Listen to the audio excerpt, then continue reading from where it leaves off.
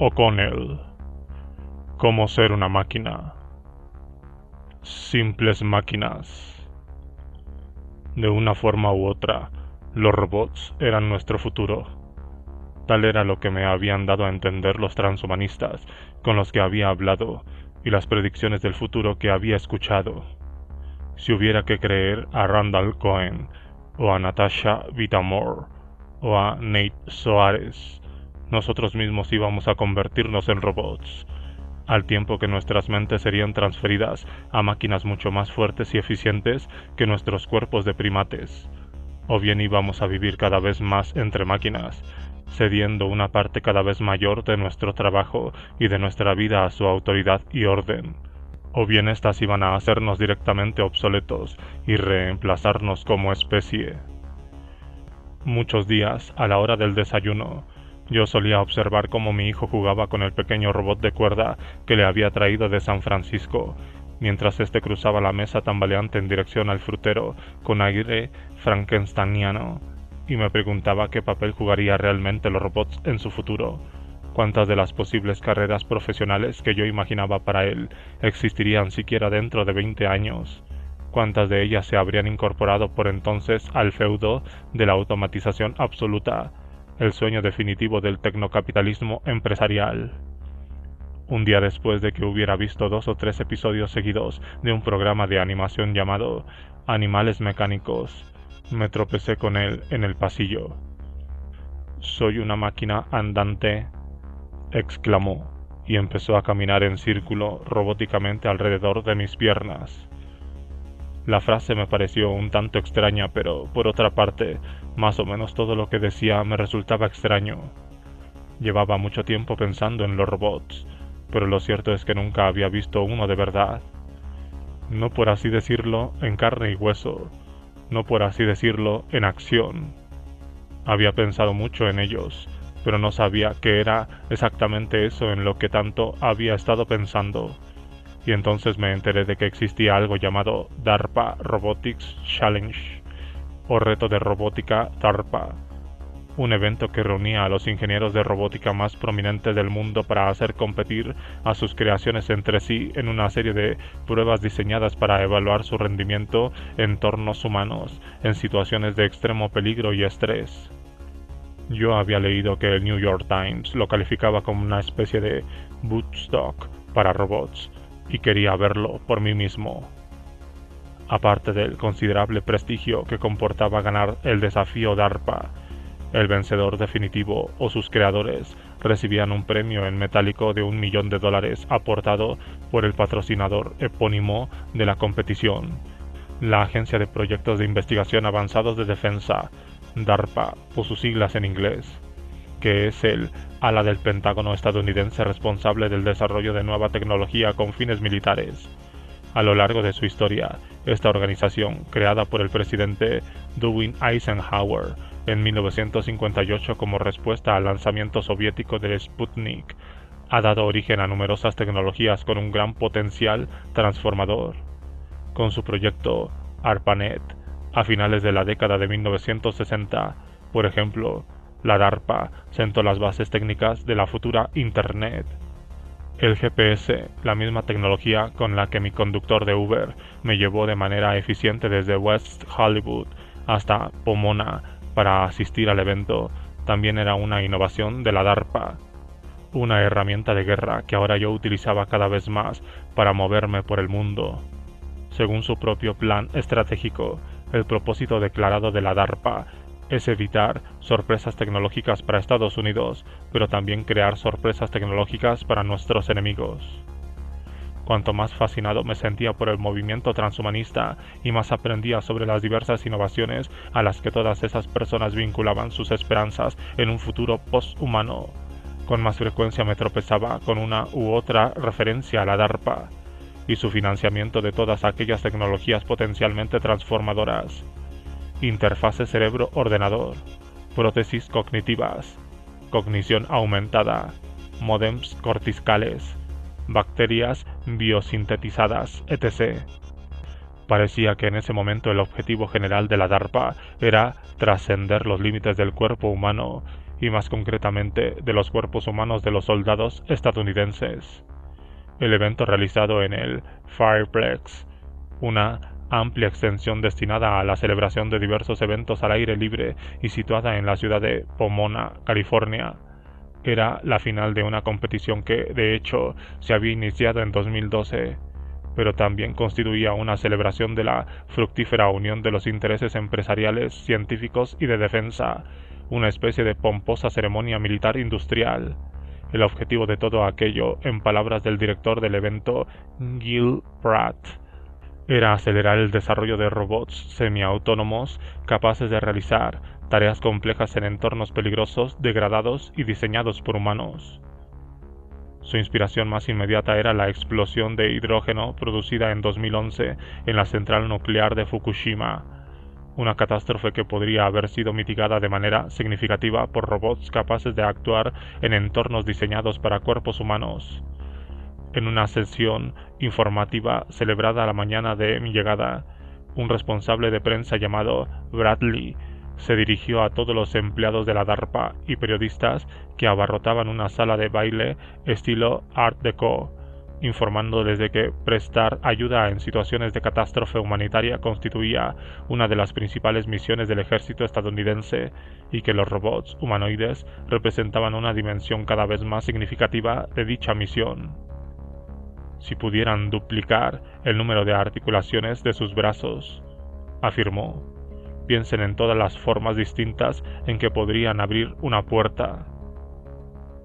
Luego me dieron un dossier de prensa que contenía una imagen impresa a todo color que ilustraba las 8 tareas que los robots estaban obligados a completar: conducir un todoterreno, salir del todoterreno, abrir y cruzar una puerta, localizar y cerrar una válvula, abrirse paso a través de una pared, realizar una tarea sorpresa, lidiar con escombros, limpiar cascotes o bien caminar por un terreno irregular y subir unas escaleras. Lo que vi cuando ocupé mi asiento en las gradas que daba a la pista de carreras del Fireplex fue una serie de decorados que representaban varias repeticiones idénticas de una especie de zona de desastre industrial genérica. Muros de ladrillo, letreros de peligro alto voltaje, artificialmente deteriorados, placas rojas tan grandes que parecían de dibujos animados. Esa resultó ser la tarea sorpresa del día: válvulas montadas en paredes, pasillos formados por trozos de hormigón rotos y apilados. Cada una de esas maquetas constituía el escenario en el que un determinado robot había de realizar una serie de tareas para que cualquier ser humano mínimamente competente resultaría absolutamente sencillas, pero que para aquellos toscos dispositivos mecánicos constituían una secuencia de desafíos técnicos rigurosamente exigentes. Alguien conducía un pequeño vehículo todoterreno rojo por una pista de arena, desplazándose vacilante entre un par de barreras de seguridad de plástico también rojo. Era un robot, con lo que parecía ser una cámara que giraba lentamente de un lado a otro ocupando el lugar donde debía estar la cara. El robot no estaba sentado en el vehículo, sino de pie sobre una plataforma situada junto a la puerta de al lado del copiloto, y dirigía el vehículo con un largo brazo en forma de garra que se extendía a través de su interior.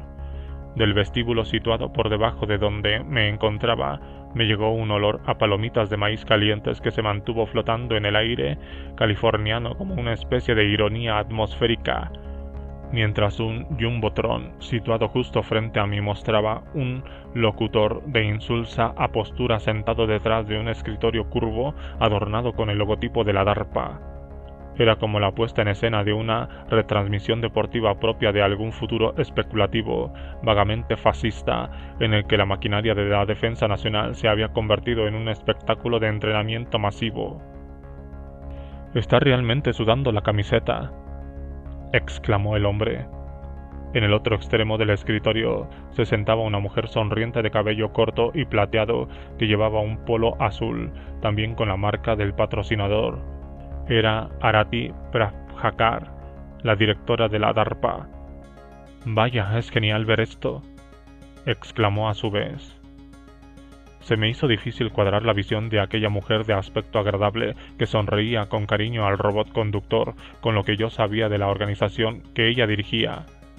Cuando pensaba en la DARPA, pensaba, entre otras cosas, en que aquella era la agencia responsable de una entidad que respondía al curioso nombre de Oficina de la Concienciación de la Información, y que, según las revelaciones del ex empleado de la CIA, Edward Snowden, era un organismo de vigilancia masiva organizado en torno a una base de datos destinada a recopilar y a almacenar información personal, correos electrónicos, registros telefónicos, mensajes en las redes sociales, tarjetas de crédito y transacciones bancarias de todas y cada una de las personas que residían en Estados Unidos, junto con la de residentes en muchos otros países, todo lo cual se lograba accediendo a los datos de los usuarios de firmas tecnológicas tan conocidas como Facebook, Apple, Microsoft, Skype o Google. Es decir, las empresas propietarias de todo el conjunto de cosas que podían afirmarse de forma tan útil como precisa sobre nosotros, de nuestra información. «Miren cómo avanza», exclamó ahora Prabhakar, mientras el robot superaba la segunda barrera de seguridad, desplazando el vehículo a lo largo de una línea en la arena para finalmente detenerse con suavidad ante la puerta a través de la que se accedía al decorado de la zona de desastres industrial, haciendo girar un pomo. ¡Qué divertido! «Esto es como la Super Bowl de los robots», dijo el conductor. «Es tremendamente emocionante». «Sí lo es», añadió Prabhakar con una risita. «Esperamos que salten chispas, eso es lo que hacemos aquí.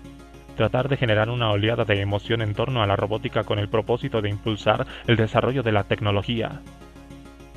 La aplicación de esta tecnología en la respuesta ante potenciales catástrofes fue el núcleo del discurso que las gerifaltes de la DARPA no dejaron de repetir una y otra vez durante todo el fin de semana. Pero Prabhakar no mostró ningún reparo cuando se le planteó la cuestión de un posible despliegue militar de aquellas máquinas. «En el contexto militar», declaró a un entrevistador, «nuestros combatientes tienen que realizar tareas increíblemente peligrosas como parte fundamental de sus misiones. En la medida en que avance la tecnología robótica y podamos aprovecharla para contribuir a aliviar esos retos para nuestros combatientes, no hay duda de que eso es lo que vamos a considerar». El robot se apeó del coche sin el menor problema, avanzando ligeramente agazapado y con exagerada precaución hacia la puerta. Realizaba esos movimientos como lo haría un hombre borracho como una cuba que intentara demostrar que solo se había tomado un par de copas durante la cena. Y a continuación, durante 10 minutos, tal vez 15, prácticamente no ocurrió nada. Quizás se produjo un corte en los canales de comunicación inalámbricos que unían al robot con su equipo de ingenieros, agrupados en torno a un conjunto de pantallas en un edificio parecido a un hangar situado en la parte trasera de la pista de carreras. Aquellos cortes de red constituían una táctica deliberada por parte de la DARPA, un elemento que formaba parte de la competición y que tenía como objetivo comprobar el nivel de autonomía de los robots, su capacidad para llevar a cabo su tarea sin la existencia de una microgestión remota. Según anunció el locutor, el robot cuya actuación estaba presenciando en aquel momento era una creación del denominado Instituto de Cognición Humana y Mecánica de Pensacola, Florida, y lo habían bautizado con el nombre de Running Man. No sin una cierta emoción indescriptible, me di cuenta de que era el mismo robot que aquella semana había aparecido en la portada del último número de la revista Time, del que había comprado un ejemplar en el aeropuerto de Heathrow en la mañana anterior, antes de embarcar en un avión que, digámoslo de pasada, incluía en su oferta de entretenimiento en vuelo nada menos que 4 películas que tenían como protagonistas a robots. Big Hero 6, un filme de animación infantil sobre un niño y su amigo robot. Ex Machine, una película divertidamente espeluznante sobre un multimillonario de Silicon Valley, una especie de Dr. Moreau, que se encierra en una mansión remota e hiperfortificada con un harén de hermosas robots sexuales. Chappie, un bodrio de ciencia ficción sudafricano apenas digerible sobre un robot policía que adquiere conciencia y acaba metido en una banda de ladrones armados, Y por último, un filme de serie B, de esos que suelen encontrarse en la sección de liquidaciones titulado Robots, la invasión, que trata de unos tiránicos robots procedentes del espacio exterior que invadían la Tierra, y que protagonizaba un desmesurado Ben Kingsley, cuyos honorarios imagino que representaron una gran parte del presupuesto de la película. Pero ahora, pese a su nombre Running Man, el hombre corredor, seguía sin correr.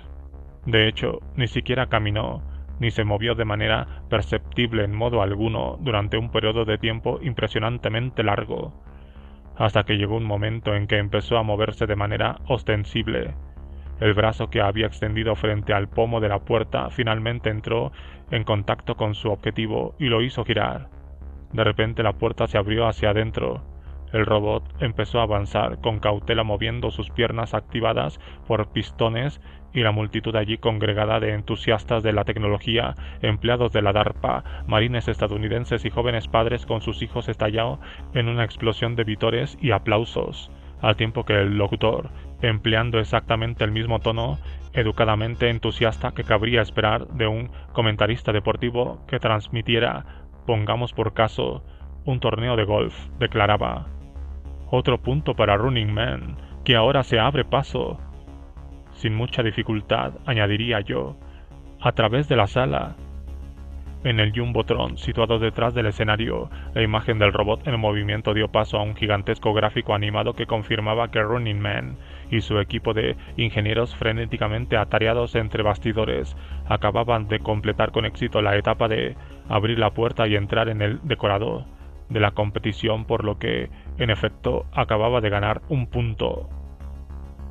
En la fila de adelante de la mía, un niño de unos 10 años se volvió hacia su padre y le anunció, adoptando un despreocupado aire de sábelo-todo, que aquel era uno de los robots más interesantes que había visto nunca.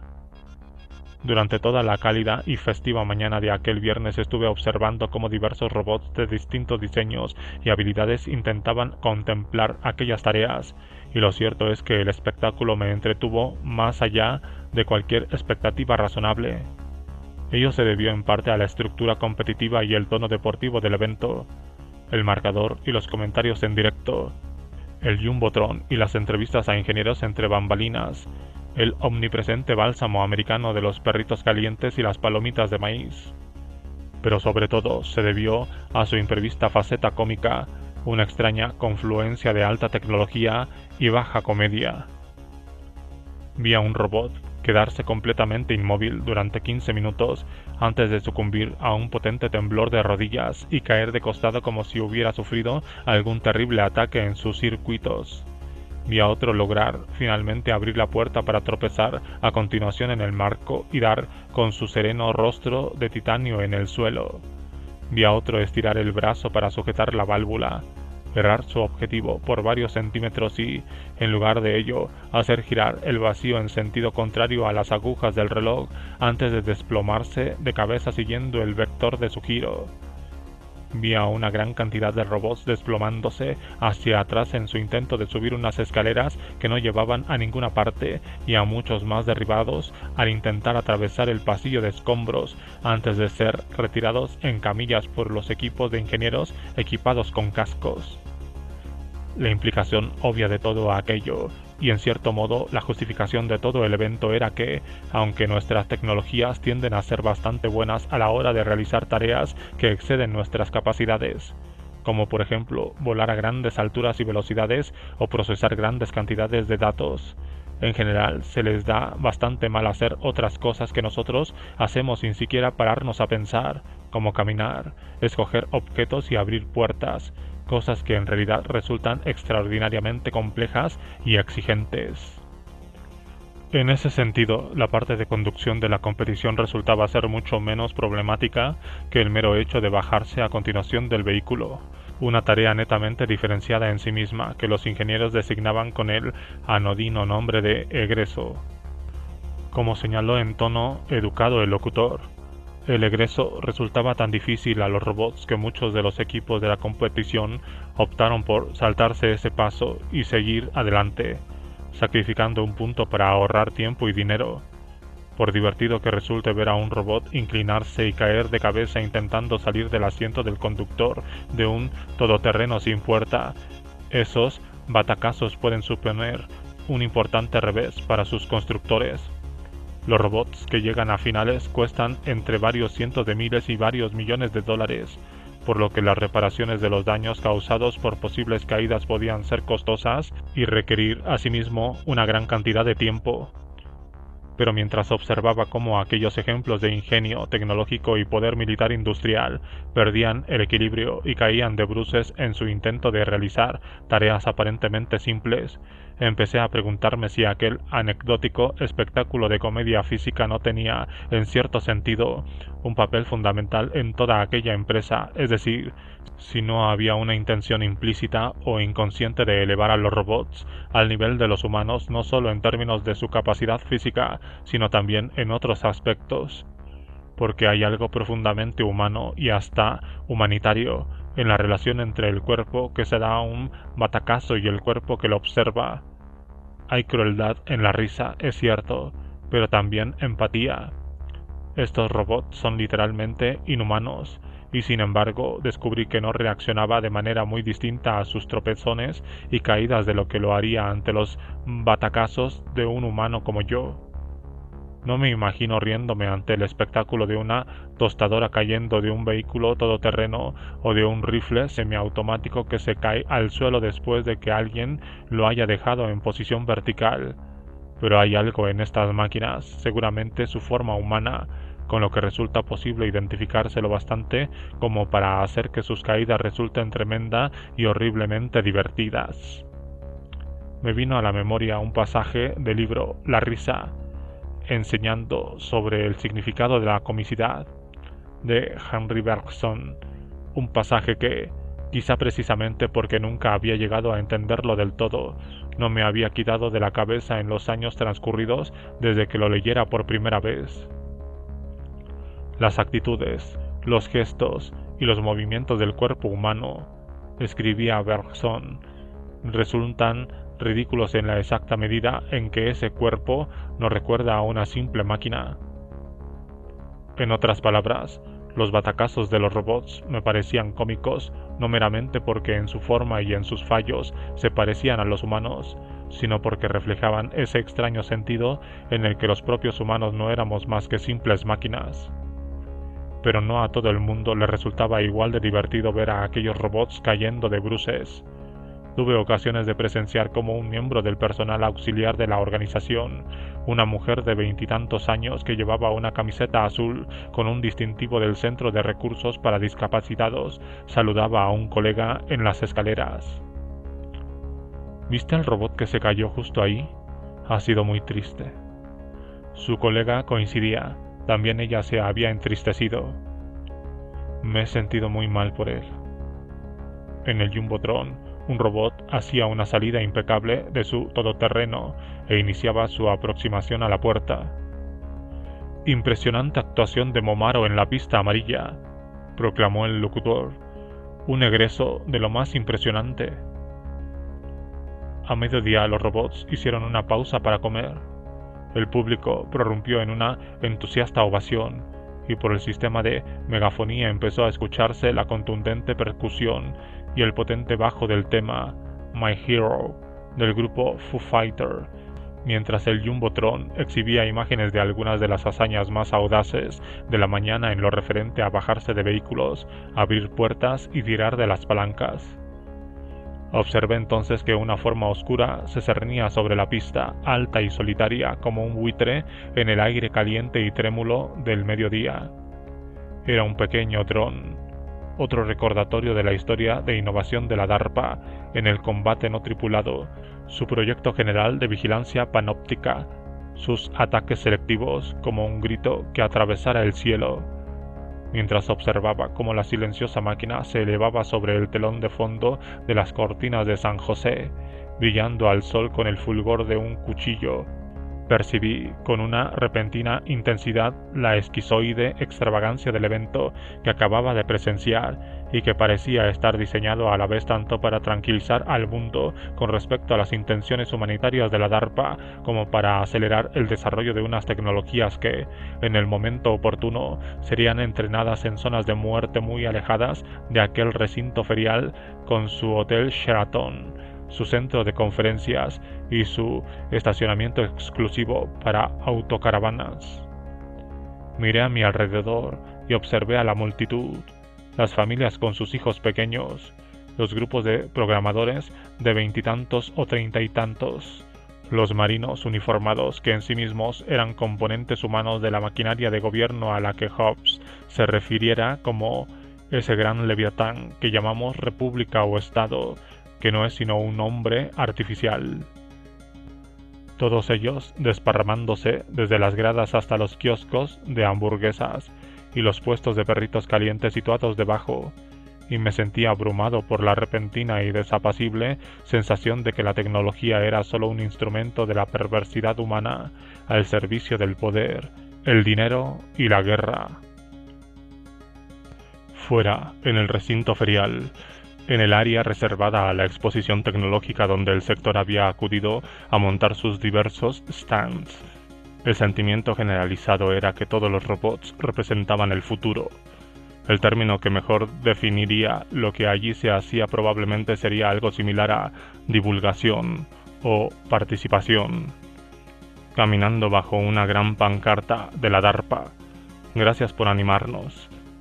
Entré en una especie de túnel construido con un andamiaje que albergaba una exposición que llevaba por título La ARPA a través de las varias décadas. Allí se destacaban algunos de los mayores logros de la organización, entre los más recientes la construcción de 2003 del X-45A, un primer prototipo de lo que más tarde serían los drones Predator y Reaper, responsables de la muerte de cientos de civiles pakistaníes, entre ellos niños, además de un monstruoso vehículo blindado terrestre no tripulado, bautizado con admirable franqueza como The Crusher, la trituradora. A continuación, vi un robot cuadrúpedo de color negro expuesto en una vitrina de cristal que parecía una especie de pastiche de pesadilla de una instalación de Damien Hirst. El espécimen allí encerrado era una criatura conocida como Cheetah, desarrollada con financiación de la DARPA por Boston Dynamics, un laboratorio de robótica líder en el sector que había sido adquirido por Google en el 2013.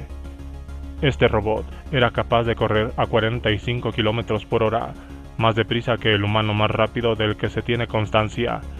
Yo había tenido ocasión de verlo en acción en YouTube, también convertida íntegramente en propiedad de Google, y de algún modo me había resultado a la vez emocionante y abominable ver aquella tosca bestia, llegada por fin su hora, emergiendo con un siniestro galope de la definitiva fusión de los poderes empresariales y estatal en el crisol de la tecnología. Seguía caminando y vi a un joven alto y de aspecto enfermizo que llevaba unas gafas oscuras, un sombrero de fieltro negro y un traje negro con una camisa de seda color púrpura con un aire vagamente clerical. Llevaba un mono de juguete posado en el hombro y en las manos, enfundadas en unos guantes de cuero también negros, sostenía un pequeño dispositivo con el que controlaba un robot en forma de araña del tamaño aproximado de un Bull Terrier. Junto a él había otro hombre que llevaba un dispositivo de la DARPA colgado al cuello y que presumiblemente era el padre del niño que, protegido del sol con una gorra y unos 2 o 3 metros de distancia, corría en círculos cada vez más amplios perseguido por la araña mecánica. En el stand de una empresa llamada SoftBank Robotics, un francés intentaba convencer a un humanoide de 4 pies para que abrazara a una niña de 3 años. Piper, le dijo, por favor, abraza a la niña. Lo siento, respondió Piper, con una atractiva voz infantil que traslucía un ligero acento japonés y un genuino pesar. No te he entendido. Piper, repitió el francés, con meticulosa claridad e infinita paciencia. Por favor, ¿puedes darle un abrazo a esta niña? La niña en cuestión, que se mostraba huraña y silenciosa y permanecía agarrada a la pierna de su padre, no parecía tener ningunas ganas de que Piper le diera un abrazo. «Lo siento», repitió de nuevo Piper, «no te he entendido». Me invadió un repentino sentimiento de compasión por aquella encantadora criatura, con sus enormes ojos inocentes, su pecho con pantalla táctil y su incapacidad hermosamente humana para entender lo que se le pedía. El francés esbozó una sonrisa forzada y se inclinó hacia uno de los lados de la cabeza del robot, donde estaban situados sus receptores auditivos. «Piper, por favor, un abrazo, la niña». Finalmente, Piper levantó los brazos y se acercó rodando a la niña, que a su vez cedió, titubeando y con evidente recelo, al abrazo del robot, solo para zafarse de inmediato del asunto y volver a la seguridad de las piernas de su padre. El francés me explicó que Piper era un humanoide construido para realizar funciones de atención al cliente, diseñado para interactuar con la gente de manera natural y social. Al parecer, era capaz de sentir emociones que iban desde la alegría hasta la tristeza, pasando por el enfado y la duda, y cuyo estado de ánimo se veía influenciado por los datos que obtenía a través de sus sensores táctiles y sus cámaras. Es sobre todo para recibir a la gente al entrar. En una tienda de móviles, por ejemplo, acudirá a usted y le preguntará si necesita algo, y quizá le explique algunas de las ofertas especiales que la tienda tiene vigentes en ese momento. Le chocará los 5 o tal vez le dé un abrazo. Como puede ver, todavía lo estamos perfeccionando, pero estamos cerca. Le sorprendería saber lo difícil que resulta resolver el problema de los abrazos. Le pregunté si ese tipo de robots a la larga estaban destinados a reemplazar a los seres humanos que actualmente trabajaban en las tiendas de móviles, y él me respondió que, aunque esa era una posibilidad que no había que descartar en el progreso de la robótica, la función inmediata de Piper era puramente de carácter social y emocional. Era una especie de embajador corporativo del futuro, cuyo propósito era lograr que los clientes se sintieran cómodos en presencia de robots humanoides.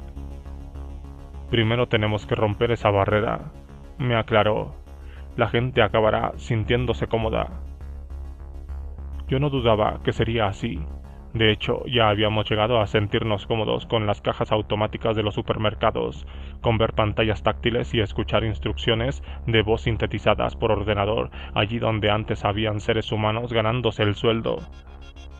A principios de aquella misma semana, en Seattle, Amazon había celebrado su propia competición robótica, el conocido como Amazon Picking Challenge, o reto de Picking Amazon, donde se invitaba a las empresas a desarrollar un robot capaz de reemplazar a los humanos en la tarea conocida en el mundo empresarial como picking, o preparación de pedidos en almacén.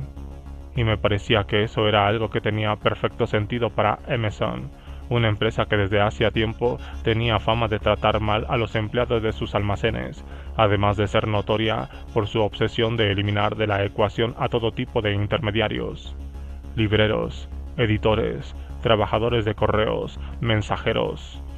En ese momento Amazon estaba a punto de lanzar un programa de entrega mediante drones que permitirían que unos bienes de consumo fabricados y empaquetados por robots pudieran entregarse a domicilio por un dron no tripulado en un plazo máximo de 30 minutos después de haber realizado el pedido.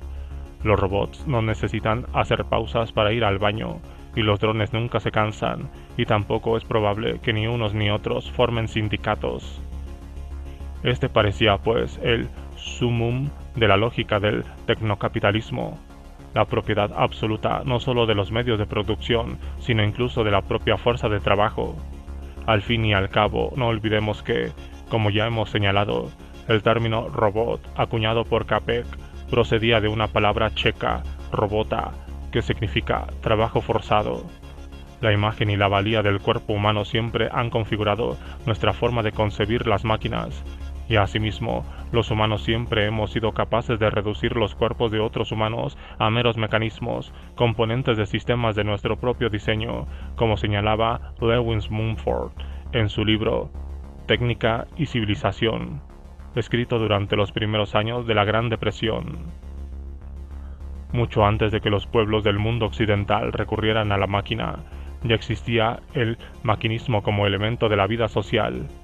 Antes de que los inventores crearan ingenios que ocuparan el lugar de los hombres, los líderes de estos últimos habían adiestrado y regimentado a múltiples de seres humanos. Habían descubierto cómo reducir a los hombres a máquinas. Los esclavos y campesinos que arrastraron las piedras de las pirámides, tirando de ellas al ritmo del restallar del látigo. Los esclavos que trabajaban en las galeras romanas, cada uno de ellos encadenado a su asiento e incapaz de realizar ningún otro movimiento que no fuera su limitado movimiento mecánico. El orden, la marcha y el sistema de ataque de la falange macedonia. Todos ellos eran fenómenos mecánicos. Todo lo que limita las acciones de los seres humanos a sus meros elementos mecánicos forma parte de la fisiología, sino de la mecánica de la era de la máquina. Recientemente, en el sitio web del Foro Económico Mundial, yo había visto una lista de los 20 trabajos que los robots tienen más probabilidades de asumir, entre los empleos con una probabilidad de 95% o más de que quienes los desempeñaban quedaran obsoletos por culpa de las máquinas en el plazo de 20 años. Figuraban los empleados de correos, los joyeros, los cocineros, los contables de empresa, los secretarios judiciales, los analistas de crédito, los agentes de préstamos, los cajeros de banca, los asesores fiscales y los conductores. Esta última profesión, que constituía la principal categoría de empleo entre los varones estadounidenses, se hallaba en un momento especialmente propicio para la irrupción de la automatización. De hecho, el primer gran reto DARPA, realizado en 2004 para estimular el desarrollo de vehículos autónomos, fue una carrera de unos 240 kilómetros a través del desierto de Mojave, desde la ciudad de Barstow, en California, hasta la frontera de Nevada. El evento fue un auténtico fiasco. Ni uno solo de los vehículos robóticos participantes logró terminar el recorrido ni de lejos.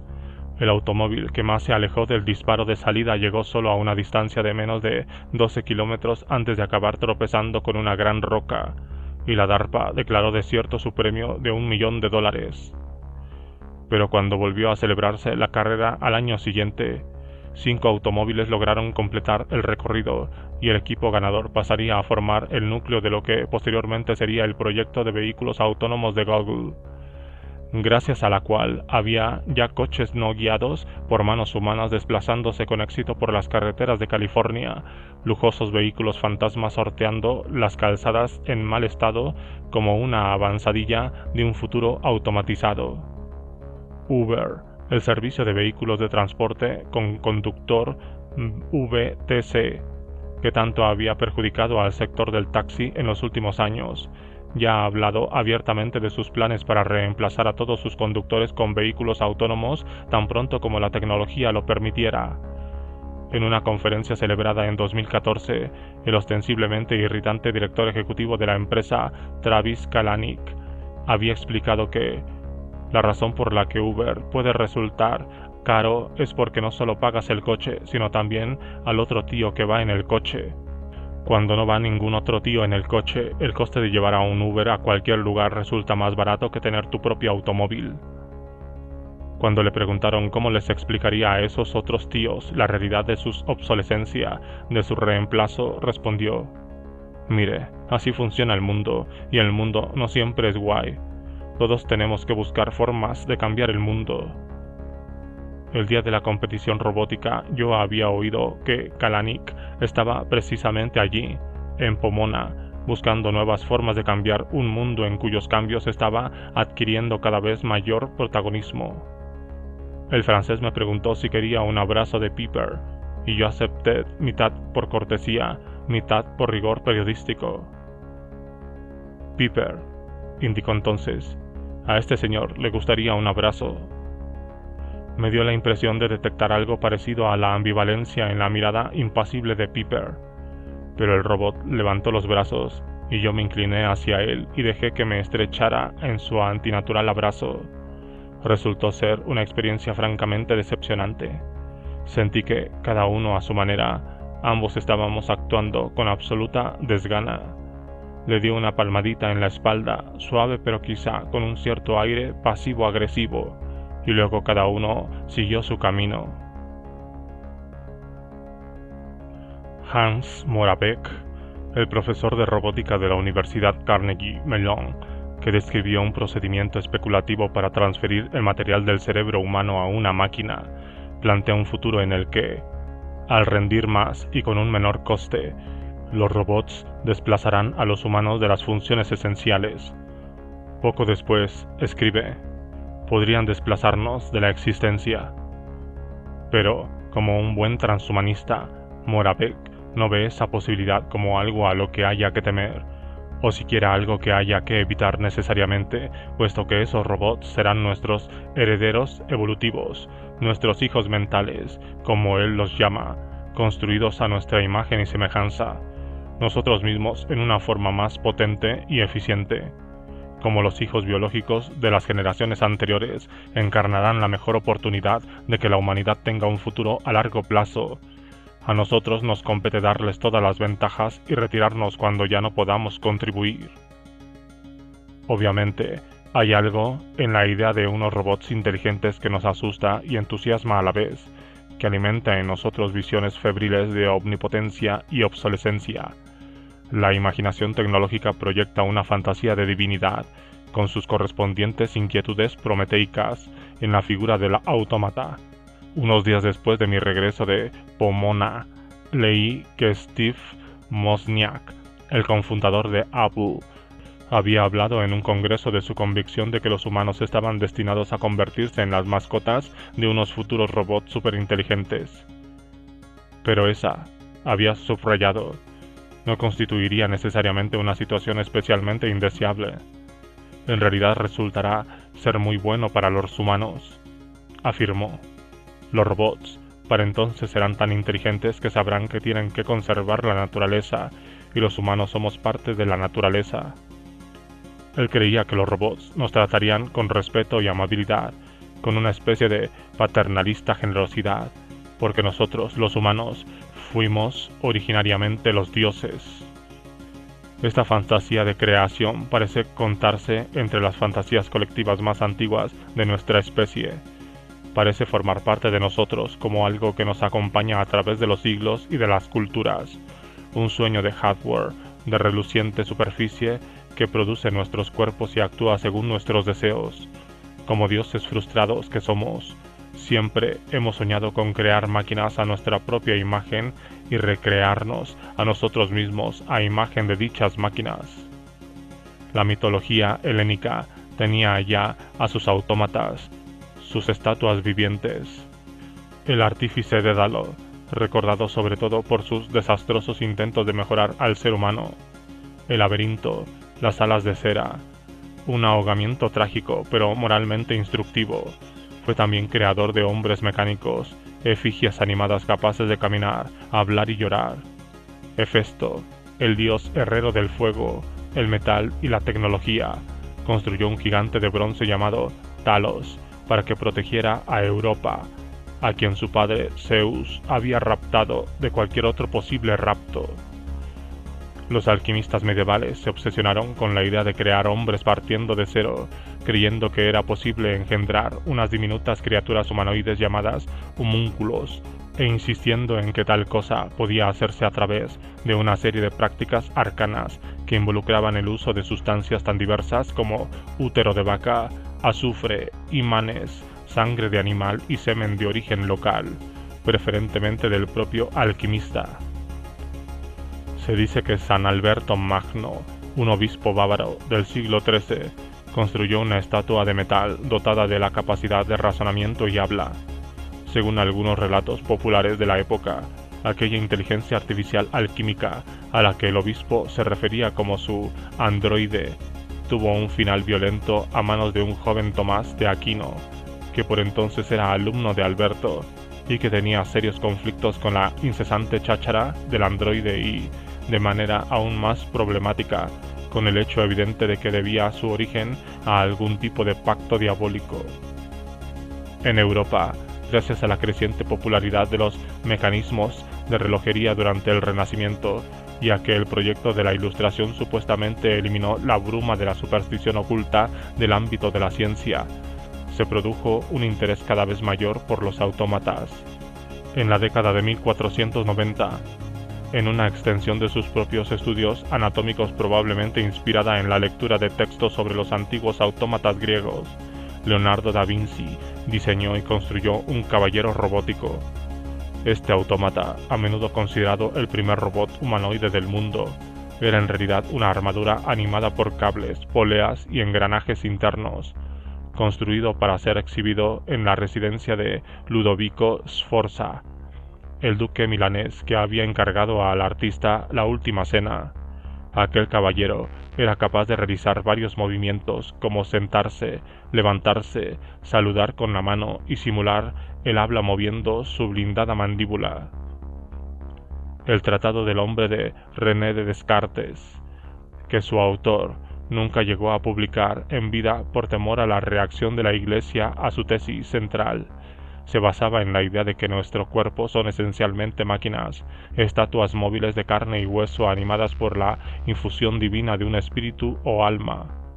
La primera parte de la obra, titulada Sobre la maquinaria del cuerpo, formula una analogía explícita entre los mecanismos de relojería tan populares en la época y el funcionamiento interno del cuerpo humano. Vemos relojes, fuentes artificiales, molinos y otras máquinas similares que, pese a estar hechas solo por hombres, tienen la capacidad de moverse por sí mismas de varias formas. Y dado que estoy presuponiendo que esta máquina está hecha por Dios, creo que el lector estará de acuerdo en que es capaz de realizar una mayor variedad de movimientos de los que yo podría concebir en ella, y que exhibe un mayor ingenio del que yo podría atribuirle. Descartes nos invita a considerar que todo lo que somos, todas nuestras funciones, incluyendo la pasión, la memoria y la imaginación, se deriva de la mera disposición de los órganos de la máquina con la misma naturalidad con la que los movimientos de un reloj o de otro autómata se derivan de la disposición de sus ruedas y contrapesos. El tratado es un texto extraño y algo perturbador, más por cómo está escrito que por su mensaje mecanicista. No es tanto una obra de filosofía como un sencillo libro de anatomía, que se lee como una especie de manual tecnológico. La insistencia de Descartes en referirse repetidamente al cuerpo y sus partes constituyentes como esta máquina ejerce un potente efecto de desapego. Al leerlo, uno empieza a sentirse cada vez más distanciado de su propio cuerpo, ese complejo edificio de sistemas autónomos e interconectados, esa máquina blanda dentro de la cual reside el impalpable lector del tratado. El hecho de que esta idea aparezca a la vez completamente absurda y absolutamente familiar testimonia hasta qué punto el dualismo cartesiano se ha convertido con los siglos en una rígida estructura ortótica y que rige nuestra relación con nuestro propio cuerpo. Incluso el mero hecho de que la distinción entre nosotros y nuestro cuerpo resulte siquiera inteligible parece ser una gran medida un resultado de la despótica influencia de la filosofía cartesiana en nuestra forma de concebir esas máquinas nuestras. Descartes también era víctima de lo que uno imaginaría que constituye una inquietud peculiarmente moderna o posmoderna, la preocupante idea de que pudiera haber máquinas reales capaces de hacerse pasar por humanas. En su discurso del método, el filósofo aplica la célebre y rigurosa austeridad de su duda a la moda contemporánea de los autómatas y sus implicaciones epistemológicas. Mirando por la ventana, llama nuestra atención sobre la gente que pasa por la calle. En este caso, no puedo por menos que decir que veo a hombres propiamente dichos, escribe, y sin embargo, ¿qué es lo que veo desde la ventana, aparte de sombreros y capas que podrían cubrir máquinas artificiales, cuyos movimientos podrían venir determinados por resortes? En otras palabras, si has de tomarte en serio tus propias dudas, si has de tener el valor de asumir tu solipsismo, ¿en qué te basarás para creer que el hombre que pasa por la calle, o para el caso, el otro tío que conduce tu Uber, no es literalmente una máquina, un replicante que se hace pasar por humano? En 1747, aproximadamente un siglo después de la muerte de Descartes, El médico francés Julien Affray de Lamartine escribió un opúsculo extremadamente controvertido que llevaba por título El hombre máquina. En él, Lamartine da un paso radical más allá de Descartes al desechar por completo la noción del alma y retrata a la criatura humana como un ser de una especie no distinta de los animales que Descartes había presentado al mundo como simples máquinas. Para él, el cuerpo humano era una máquina dotada de sus propios resortes, una imagen viviente del movimiento perpetuo. Uno de los elementos que había influido en la visión de Lamartine había sido una exposición de autómatas del inventor Jacques de Vaucanson, cuya obra más famosa era un pato mecánico que cuando se le daba a comer grano parecía tener la capacidad de metabolizarlo y luego defecarlo. Sin el pato cagón de Vaucanson, observaría Voltaire con acritud, no tendríamos nada que nos recuerde la gloria de Francia. Vaucanson también construyó autómatas humanos, aunque estos no se consagraron a la producción de heces, sino a otras labores más refinadas, como tocar la flauta o la pandereta. Fue precisamente gracias a la popularidad de los artilugios de Vaucanson como arraigó el término androide. El primer volumen de la enciclopedia de Diderot y d'Alembert contenía una larga y detallada descripción del flautista automatizado de Vaucanson en una entrada titulada Android, que definía un autómata de forma humana que, por medio de ciertas cuerdas, etc., convenientemente dispuestas, realiza ciertas funciones que externamente se parecen a las del hombre. En El hombre máquina, Lamartine exprime el espectro de un autómata capaz de hacer algo más que simples trucos de salón. Si se han necesitado más instrumentos, escribe, más engranajes, más resortes para marcar el movimiento de los planetas que para marcar las horas o repetirlas. Si Vaucanson necesita más arte para hacer su flautista que su pato, habría tenido que emplear todavía más para hacer un hablador, máquina que no puede ya considerarse imposible, sobre todo en manos de un nuevo Prometeo. En 1898, cuando se puso a prueba la potencia de la Marina estadounidense en el Caribe y el Pacífico en la guerra hispano-estadounidense, el inventor Nikola Tesla exhibió un nuevo artilugio en una exposición electrónica celebrada en el Madison Square Garden de Nueva York. Era un barco de hierro en miniatura que Tesla había colocado en una gran cuba de agua y que iba equipado con un mástil destinado a la recepción de ondas de radio, lo que le permitía dirigir sus movimientos desde el extremo opuesto de la cancha por medio de un controlador inalámbrico. La exhibición suscitó un considerable entusiasmo público, y Tesla y su barco autónomo saltaron a las portadas de los periódicos del país. Dados los acontecimientos que se desarrollaron en aquel momento, el dispositivo se interpretó inevitablemente como un gran avance en la tecnología de la guerra naval. Pero como tantos otros científicos cuyas innovaciones se han utilizado para perfeccionar mecanismos de matar, Tesla se oponía personalmente a las fuerzas del nacionalismo y el militarismo, aunque solo de una manera pasiva.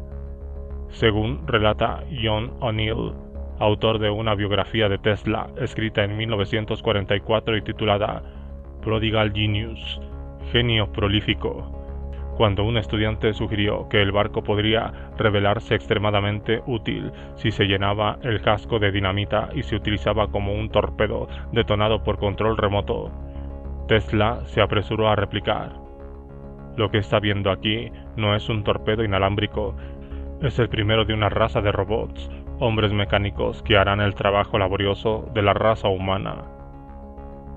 Tesla estaba convencido de que en el desarrollo de aquella raza de robots ejercería una influencia transformadora en la forma de vivir y trabajar de los humanos, así como en su forma de librar la guerra. Esta evolución, escribiría en 1900, dará cada vez mayor prominencia a una máquina o mecanismo acompañado del menor número de individuos como elemento de guerra. El principal objetivo será la mayor velocidad posible y la tasa máxima de suministro de energía por parte del aparato bélico. Se reducirá la pérdida de vidas. En junio de 1900, en un texto en el que aludía a su ambición de crear robots humanoides funcionales. Tesla se hacía eco de Descartes y Lamartine al invocar su propia percepción de sí mismo como un instrumento mecánico.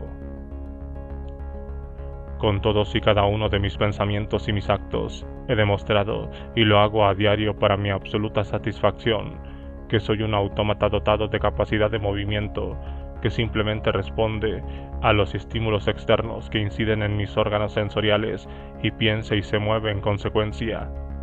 Con tales experiencias, era lógico que hace ya mucho concebiera la idea de construir un autómata que me representara mecánicamente y que respondiera, como lo hago yo, aunque por supuesto de una manera mucho más primitiva, a las influencias externas. Dicha máquina, razonaba, realizaría sus movimientos a la manera de un ser viviente, ya que tendría todos los elementos principales de éste. Ante el problema de que la máquina careciera del elemento de la mente, Tesla proponía como solución prestarle la suya. Este elemento, escribía, podría encarnarlo fácilmente en ella, transmitiéndole mi propia inteligencia, mi propia comprensión. La idea era que él controlaría la máquina utilizando el mismo método exacto que había empleado con el barco.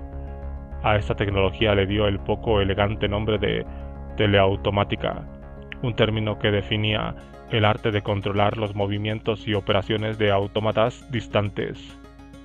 Pero en realidad estaba convencido de que sería posible crear autómatas no solo con mentes prestadas, sino con la capacidad de pensar por sí mismos, tal como expresaría 15 años después en un texto inédito. A la larga, se fabricarán teleautómatas capaces de actuar como si poseyeran su propia inteligencia, y su advenimiento desencadenará una revolución. Durante los 2 días que pasé en el Fireplex, vi cosas que me hicieron plantearme si tal revolución podía, de hecho, ser inminente. En un sentido más o menos explícito, la premisa básica del evento era que, tarde o temprano, los autómatas acabarían por reemplazar a nuestros cuerpos, esas máquinas de carne y hueso. Así, por ejemplo, vi un robot especializado en desactivación de explosivos, cuyos brazos en forma de pinza se movían en perfecta sincronía con los de un hombre que estaba situado detrás de él, abriendo una bolsa de lona con cremallera y sacando de su interior caramelos envueltos en plástico que luego entregaba a los espectadores. Un ejemplo tan potente de la teleautomática de Tesla, a su manera como el resto de marionetas humanoides más complejas que competían en la cancha. Era evidente que la idea de Tesla de una raza de robots que realizaran el trabajo laborioso de la raza humana todavía se hallaba a una cierta distancia de convertirse en realidad, pero no parecía haber ninguna duda de que ese era el objetivo hacia el que se dirigían los ingenios más avanzados del capitalismo. Un buen indicador de esta tendencia lo ofrecía precisamente una empresa que llevaba el nombre del ingenioso inventor, el fabricante de automóviles eléctricos Tesla Motors, con sede en Silicon Valley, cuya cadena de montaje estaba casi íntegramente robotizada y cuyo director ejecutivo, Elon Musk, el mismo Elon Musk que se mostraba tan públicamente aterrado ante la perspectiva de la superinteligencia artificial, había anunciado recientemente los planes de la compañía para desarrollar su propio sistema de conducción autónoma en un plazo de 3 a 5 años. Aunque no lo hubiera observado con mis propios ojos humanos, comprendí que aquel fin de semana Musk había acudido al Fireplex para observar a los robots y reunirse con sus ingenieros. Y comprendí asimismo que el singularista Larry Page, cofundador de Google, había descendido de la cima de Mountain View para estar entre aquellas máquinas en cuyo futuro su propia empresa había invertido una considerable cantidad de dinero.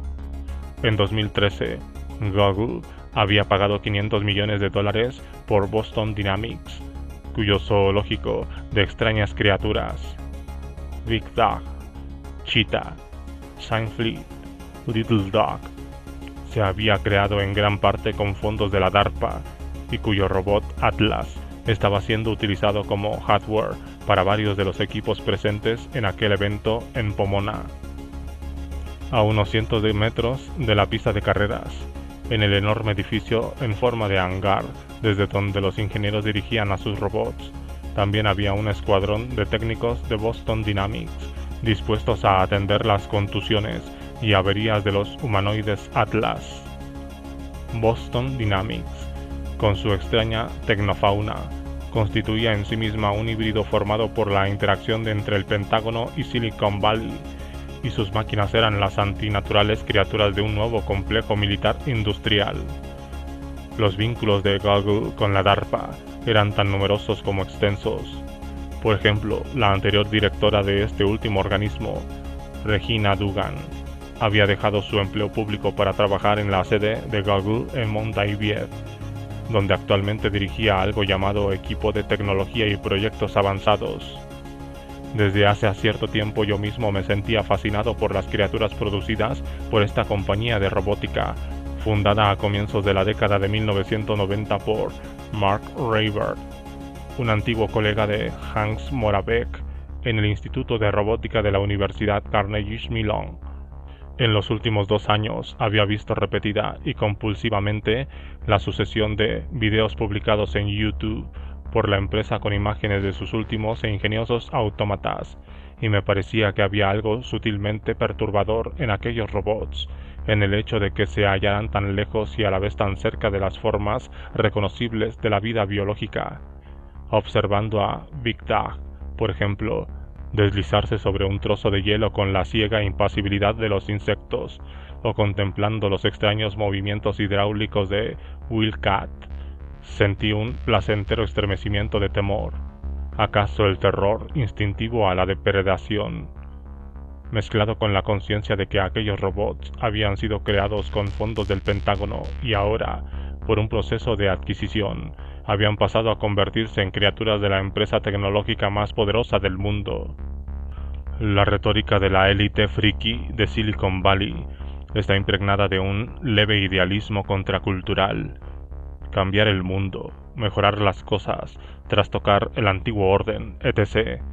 Pero sus raíces se hunden en lo más profundo del ensangrentado sustrato de la guerra. En palabras de la escritora Rebecca Solnit, la historia de que Silicon Valley rara vez cuenta de sí mismo tiene que ver con signos de dólar y sistemas de armamento.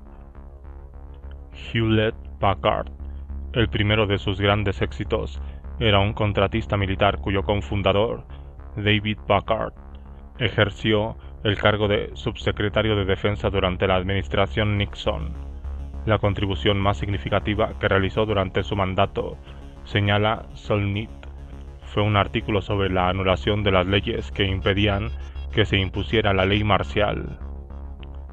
Yo era consciente de que había algo irracional, incluso ligeramente histérico, en mi reacción al zoológico de humanoides y tecnoanimales de Boston Dynamics, como un cierto regodeo en dejarse llevar por una autocomplacencia paranoica, pero no por ello podía permitirme el lujo de ignorar esa reacción.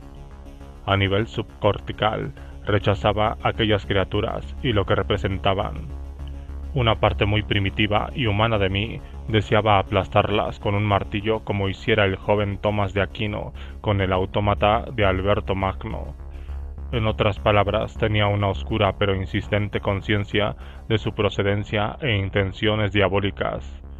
Sin embargo, a la vez sentía que hoy toda esa paranoia política constituía un creciente anacronismo, un gesto nostálgico y básicamente sin sentido propio de un estado de cosas característico del siglo XX en el que era posible limitarse simplemente a sospechar los inicuos designios y confabulaciones del gobierno y el capital.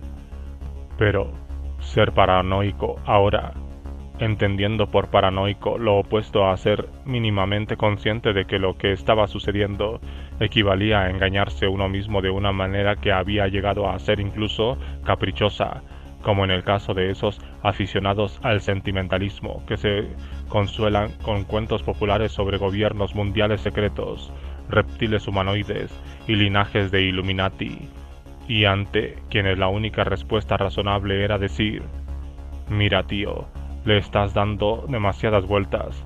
¿Acaso no has visto de qué va la historia del capitalismo?». Ahora la verdad de todas esas cosas era ya evidente. o al menos una parte suficiente de ellas como para asumirla. El número de mayo de 1924 de la revista de tecnología popular estadounidense Science and Innovation llevaba en su portada la imagen de un colosal robot de color rojo, una especie de gigantesco calentador de agua con patas articuladas, orugas en vez de pies, y en lugar de manos, dos difusos contornos circulares que representan porras girando a toda velocidad. Las brillantes lámparas amarillas de sus ojos proyectan su luminosa mirada sobre una multitud de hombres que corren para dispersarse mientras sus sombreros salen volando, huyendo con los ojos desorbitados de terror para escapar del ataque robótico.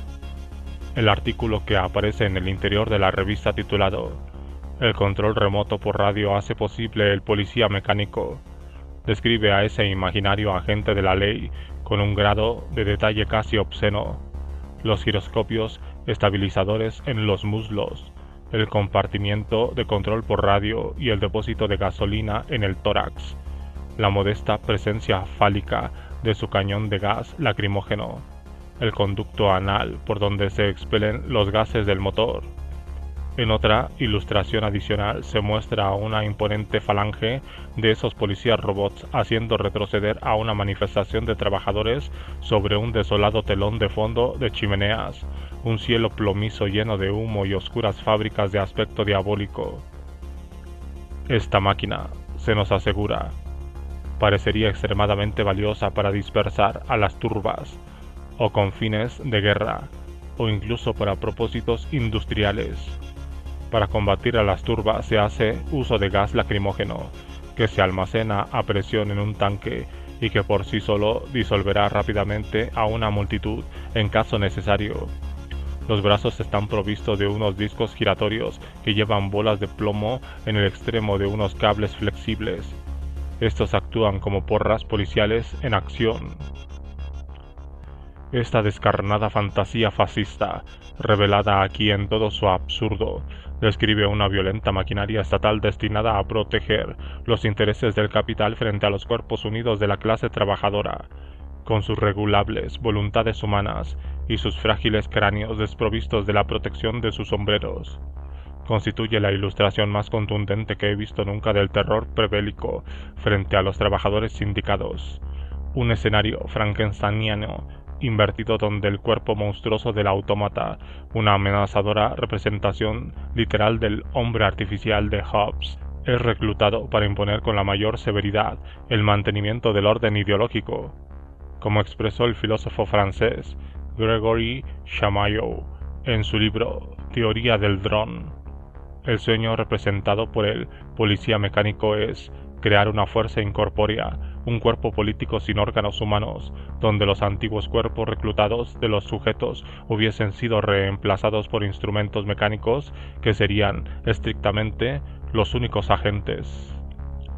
Incluso mientras aplaudía a los robots que competían en el reto de robótica DARPA, e incluso mientras reía con indulgencia ante sus toscos batacazos durante toda mi estancia en Pomona, no me abandonó parte de esta inquietud tecnológica, una cierta sensación de que estaba presenciando los primeros y asombrosos pasos hacia un futuro de máquinas autónomas.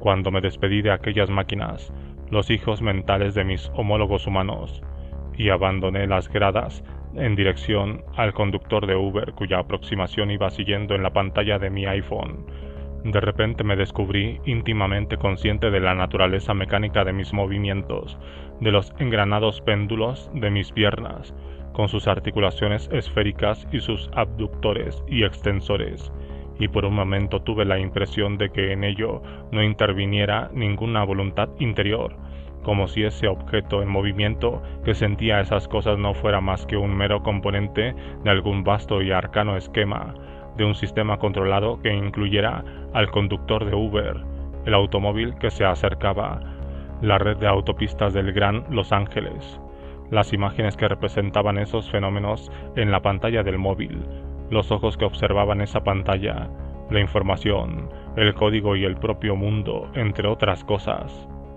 Se me ocurrió, y no por primera vez, que podía estar perdiendo la cabeza, que podía estar sucumbiendo al extraño espejismo provocado por una excesiva exposición a máquinas humanoides y concepciones mecanicistas del ser humano, de que yo mismo era una máquina o un mecanismo subordinado en un vasto artilugio universal que abarcaba todo lo que existe. Era un delirio o una verdad que se intensificaría y hallaría una especie de siniestro reflejo externo en los humanos mecánicos, los autoproclamados cyborgs, con los que estaba a punto de tropezarme.